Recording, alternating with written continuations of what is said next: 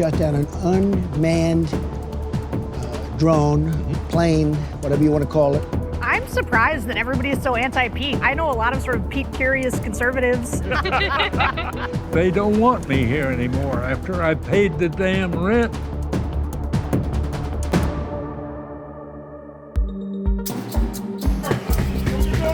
President Trump has ordered U.S. Immigration and Customs Enforcement agents to begin rounding up migrant families facing deportation as early as Sunday morning. The Department of Homeland Security says Family Op will target up to 2,000 families in at least 10 cities, including Chicago, Houston, Miami, and Los Angeles. In a 7-2 decision, the Supreme Court overturned the murder conviction of Curtis Flowers, a Mississippi man who was prosecuted 6 times by the same prosecutor for allegedly killing 4 people. Justice Brett Kavanaugh wrote in the majority opinion that Flowers' conviction was tainted by racial bias in jury selection after prosecutors eliminated a juror because she was black. The state now has to decide if it'll put Flowers, who's been on death row for 22 years and maintained he is innocent, on trial for the 7th time. Missouri's Department of Health will not renew the license that would allow the state's only abortion clinic to stay open, claiming the center didn't fix all the violations it found in its original investigation. But because a judge's preliminary injunction is still in place, abortions and other services can continue for now. The judge is expected to make a final call next week. Wisconsin's conservative-led Supreme Court ruled in favor of the state's GOP lawmakers today to uphold laws that limit Democratic Governor Tony Evers' executive powers. That includes his ability to change existing state laws like voter ID and right to vote, and his power to appoint board members to a state agency overseeing the $4 billion tax incentives deal with Foxconn. Evers called the decision, quote, disappointing and predictable.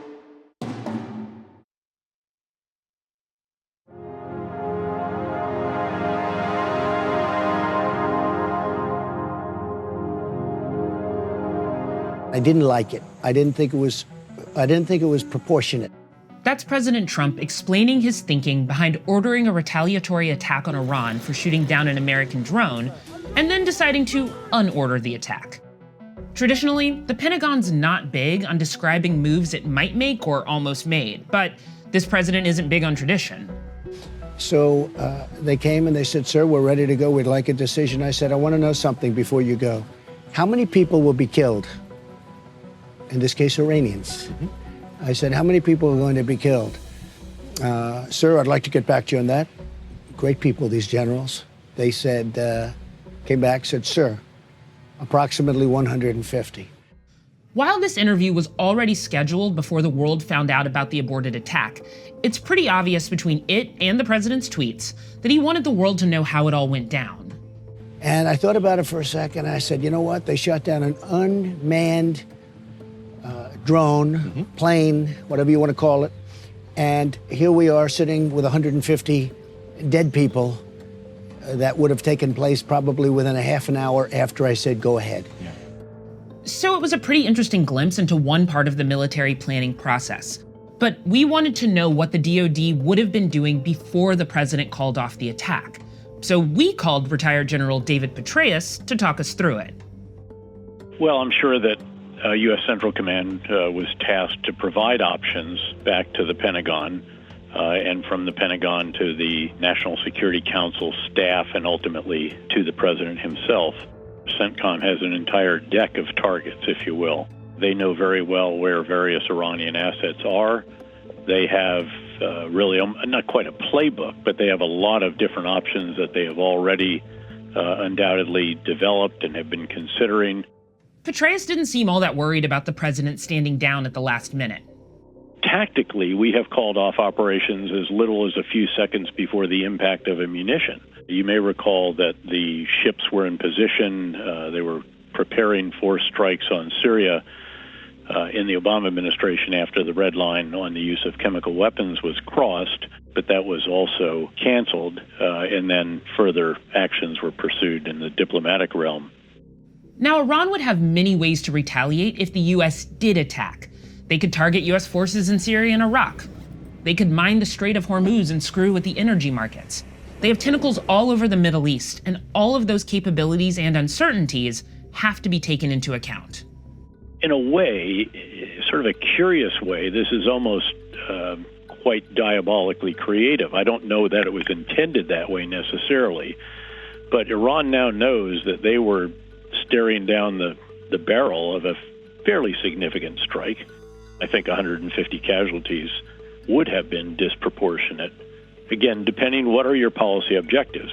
So again, if I were at Central Command as well, I would be trying to get an understanding of specifically what are we going to try to achieve through the combination of tools that we can bring to bear, not just military, but also diplomatic, economic, sanctions, and so forth.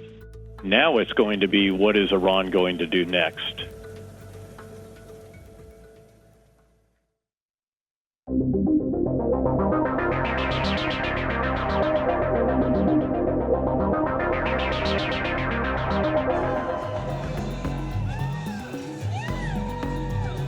This month, a slew of presidential candidates showed up at an Iowa Pride Fest.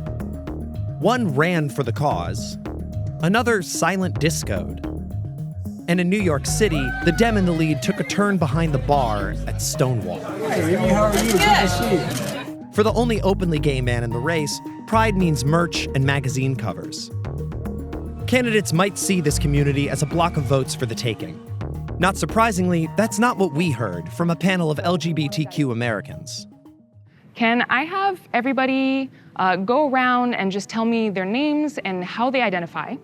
And if you want to volunteer your pronouns as well, that's great. Well, my name is Donnie, and I use he, him pronouns, and I identify as a transgender, pansexual, or bisexual man. My name is Blair. I'm transgender, and I'm a Republican. My name is Caleb. I use he, she, and they pronouns, and I identify as a non-binary queer. I'm Raquel Willis, pronouns she, her, hers. I identify as a Black, queer, transgender woman. My name's Sarah Longwell, and I identify as a lesbian. My name is Jamie. I use they, them pronouns. I identify as a queer, non-binary trans femme. I also identify in the A spectrum of asexuality. I'm Benji. I'm a guy, and I'm an American. Okay. My name is Paul. I identify as a gay American male. My name's Zachary Zane. I use he, him pronouns, and I identify as bisexual and queer. I'm Brandon Strock, and I'm a gay man. David Valbranch, he, him, his. I identify as a cis, same-gender loving man. All right, my name is Lucy. I'm a lesbian. I think that it is clear from the people who are here that the LGBTQ community is not a voting monolith. Folks who are conservative and Republicans, if you could go around and tell me, who did you vote for in the last elections for president? I voted for Donald J. Trump. Okay. And I'm going to do it again. Donald J. Trump, and he gets my vote again. All right. Hillary Clinton. Never again. Trump 2020. All right. And then I voted Trump, and now I'm planning on voting for him again. I did not vote for Trump, and I will not be voting for him again. So I think I may be the only conservative on the panel who is not on the Trump train. Do you want to tell me why? I don't think Trump is a conservative. I don't even think he's a Republican. And even though I can say, do I support tax cuts or judges or some of the policy areas where I think I would overlap with some of my other Republican friends, this is a values question for me, and Donald Trump does not reflect my values. Okay, Lucy? Mr. Trump, I won't vote for him again, though. Okay. I like what he's done, and I agree with a lot of his more financial decisions when it comes to our country. But his executive orders, they're not what we need.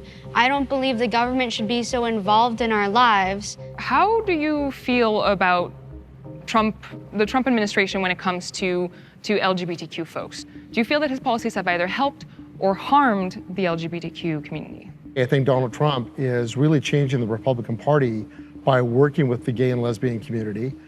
He wasn't a racist or a homophobe until he ran for president. His best friend was Joan Rivers, who was like the patron saint of gays. If there was a homophobic drop of blood in him, we would have heard that 20 years ago. We did. Okay, all right.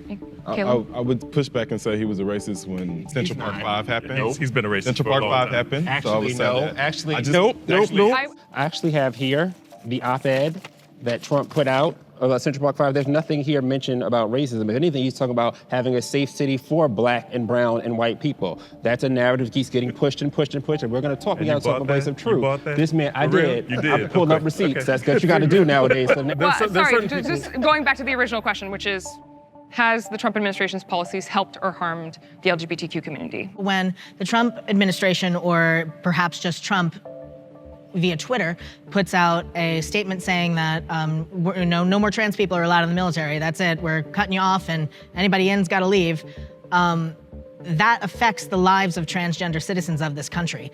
It makes us appear less than to other people who now can justify their bigotry and their transphobia because look at what the government does. Look at how the government treats transgender people or thinks of transgender people as being less than. If you're so less than that you can't even serve the country that you live in and go and fight and die so that we can continue to have these rights that everybody says that we should have and we should celebrate, then how worthy are you? You're not worthy.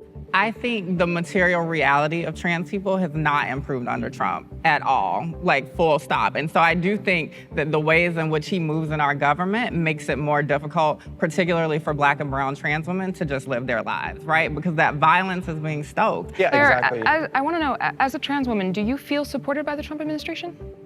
I feel supported as an American. My life as a trans person hasn't been impacted positively or negatively as a result of Trump. I live my life and I'm just fine. All right, 2020.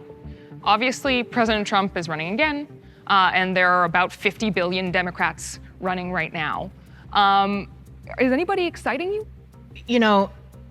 I'd be happy with anyone. Anyone? I'd be happy with anyone who isn't Trump. I'm saying that as a joke. Let me specify. Let me make sure that everybody knows that's a joke before I get attacked. Elizabeth Warren, if I had to vote right now, would have my vote. Kamala Harris, and Mayor Pete's adorable, but he's not quite adorable enough. Yeah, my front runner right now is Senator Elizabeth Warren as well. I appreciate her approach on student loan debt, because I got it. But also like her calling out the issues that black transgender women are facing right now and not being afraid to say their names really meant a lot to me. So I'm watching her. I think Democrats are going to have to get over their issues and their egos, and they're going to have to work together. And so I could see a combination of Elizabeth Warren and someone else. Or Joe Biden and someone, Stacey Abrams. and Stacey Abrams, or someone just younger. Like, it's exhausting. Like, Barack Obama was 47 when he was voted into office. Like, all these, and this is I'm not trying to be ageist or anything, but like when all the candidates are like in their 70s, I'm kind of like, how long are you going to be around? What's going to happen? And seriously, like, we need somebody with a little bit more youthful energy. Mayor Pete has been mentioned. Mayor Pete is gay. He's been on the cover of magazines with his husband. Does having somebody who's gay running right now, does that make you want to vote for him?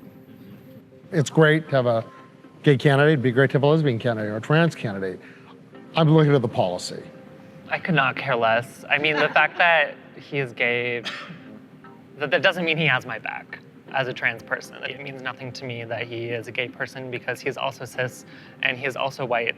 I don't know why I'm not more excited about him than I am. There's something missing and because there's nothing fresh. He's an Obama sequel.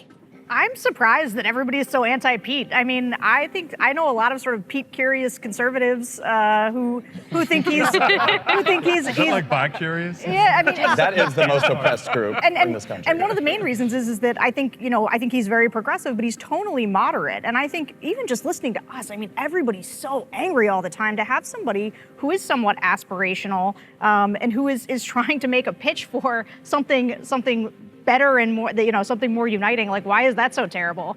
I think it's nice. One of the reasons I walked away from the Democratic Party and liberalism is I am so fed up with identity politics. I am so fed up with political correctness. I am so fed up with and everyone here has already said it, it's lack of policy, all identity, and that's what he is. I think having him out there and being visible is fantastic for the community. I have a nephew, a 12-year-old nephew who is a little gay boy, And for him to be able to see that there is a gay man who is running for president is fantastic. So that's meaningful to you? It's meaningful to have him there, absolutely. Okay. I'd rather have a beer with him than vote for him, because he seems like you want to lean in and talk to him some more, and his fabulous theater-loving husband, they sound great. But I don't necessarily think that he's ready to run the country.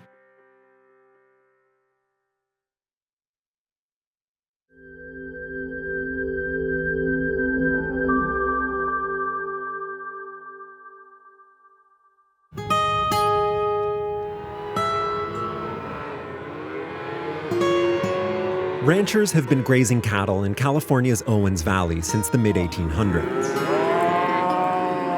But the land doesn't belong to them. They lease it from the city of Los Angeles. LA bought the entire Owens Valley over 100 years ago, not for the land, but for the water that flows through it from the Sierra Nevada mountains. That water travels south through a 300-mile-long aqueduct to LA. For decades, LA has left some of it behind for the ranchers who lease water access from the city. But now, it's trying to take it away from some 6,000 acres in Mono County. That includes land leased by Gary Giacomini and his family, who have lived in the Owens Valley for generations and were among the original ranchers to sell their land to LA. Most of what we lease from the Department of Water and Power in Mono County is irrigated. If you're from Los Angeles, you would know what happens if you take a irrigated lawn and quit irrigating it. It just dies. So how does that affect your operation? If you lose half of your income, half the people gotta go. The ranchers used to get water as a part of their leases. Now, LA says it needs all of it to adapt to climate change, meaning the ranchers can't depend on any water from year to year. So ranchers like Gary, along with Mono County and environmental groups, are suing the Los Angeles Department of Water and Power. They claim that the city didn't do the necessary environmental impact assessments and that local ranchers should still have access to water. How long have you lived in the Owens Valley?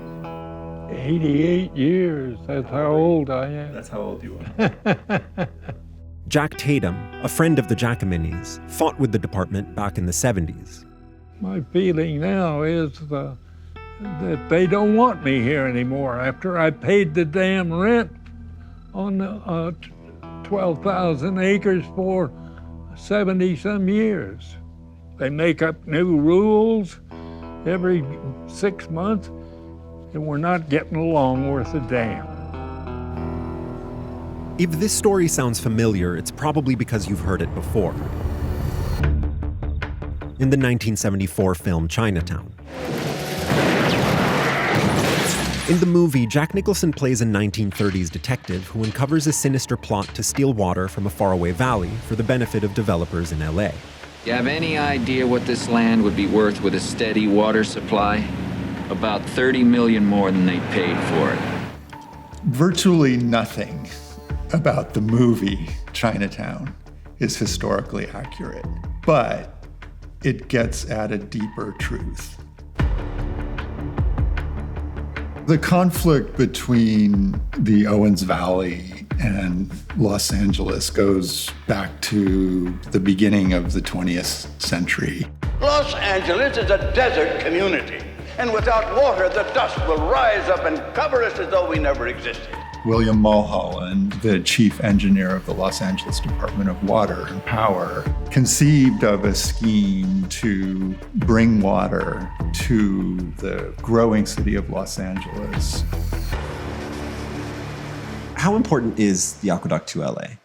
Los Angeles arguably would not exist as we know it without the aqueduct. It made modern Los Angeles possible.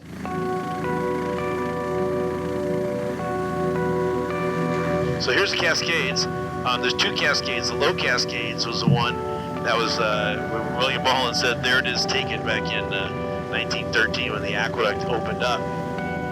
So that's water that used to be snow on the mountain. This is we're right. currently finding. Right. We're going to go see where this water came from. At the root of this conflict is the zero-sum nature of resources on a changing planet. Climate projections show that snowpack will be less reliable in the future, which means there will be less water to go around. And at the end of the day, LADWP's mission is to get water to people in LA. So right now, we're almost to the town of Lone Pine in the southern end of the Owens Valley. We're flying right over the LA Aqueduct, where it's an open channel. So the snow we see in the Eastern Sierra over there, that is the water that I drink when I turn on my faucet. That's right.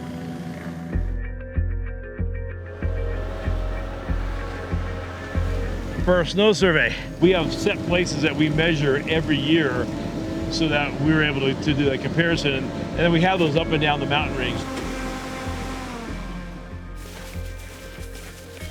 The version of this story that says the villain is Los Angeles, which, deviously stole water from this other faraway place 115.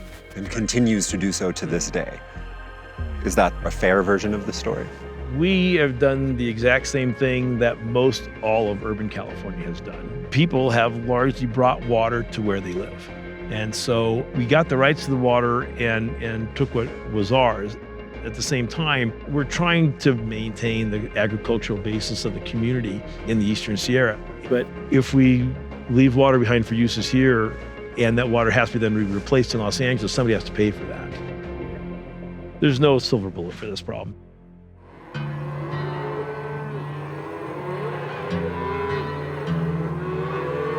This is one very specific dispute, but these kinds of disputes between different communities and their access to resources in an era of climate change, I imagine those kinds of disputes are not going anywhere. Yeah, and this is an issue between us and Six Ranchers.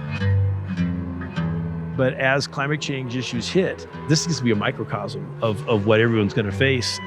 The days of having extra water just to put everywhere seem to be gone. But it doesn't matter how well the climate crisis is managed. Someone at some point will be left without what they need. It's almost like the Department of Water and Power is trying to qualify for Chinatown.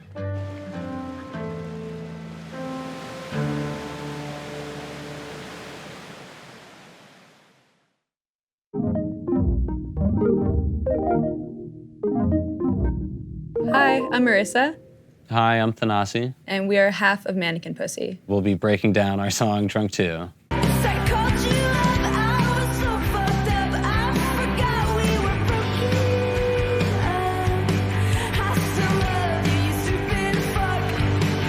I think anyone who's paid even a little bit of attention to the lyrics would kind of be able to tell the sort of autobiographical state I was in, which was going through a breakup, and I thought that drinking might offer me a reprieve from those emotions. Classic mistake. Yeah. This is the first time I've ever written a song drunk, but usually when I write, I'm playing an unplugged electric guitar, which doesn't sound very good, and then just kind of have like an open voice memo into an iPhone. The very first thing that came together was the first verse. I've been going out almost every night. I've been drinking everything I can get. Hold my hands on, I pretend I have fun. It always reminded me of Tracks of My Tears by Smokey Robinson. It's the same thing. People say I'm the life of the party because I tell a joke or two.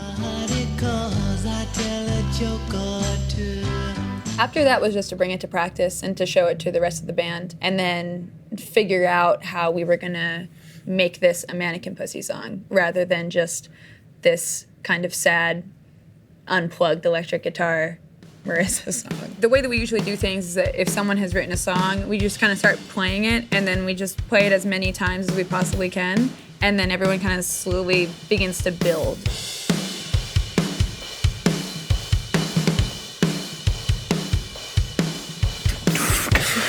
Like that. The drums came in, the first practice that Marissa showed us the song. We didn't really change that much other than we definitely kicked the tempo up a handful of notches. So by having that kind of like upbeat drum tempo, you're kind of like, oh wow, I can groove to this in a way that doesn't make you realize that you should actually probably be crying to it. I mean, say what you will about guitars, like treble is nice, treble is cool, but like it's bass that creates like an emotional blueprint of a song.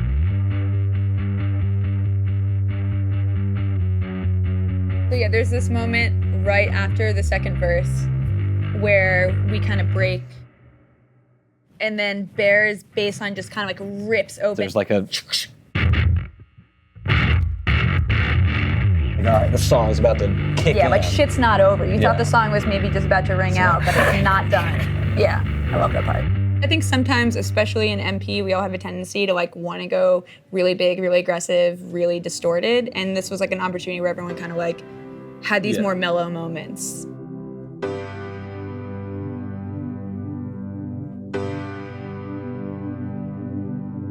Just holding down the sustain pedal on the piano and just, like, you know, hammering C and G over and over again, basically. And my technical ability on the piano did not matter as much as the vibe. And even if no one has any idea that there's piano on the song, I can listen back to the song and see it as this time capsule of this time in my life where I really did feel this way, but can feel that pride to be like, oh, shit, I made it through. And I made something beautiful out of this shitty experience. And gotten drunk trying to forget about it. Like, that is the most relatable shit. I mean, yeah, I definitely feel that.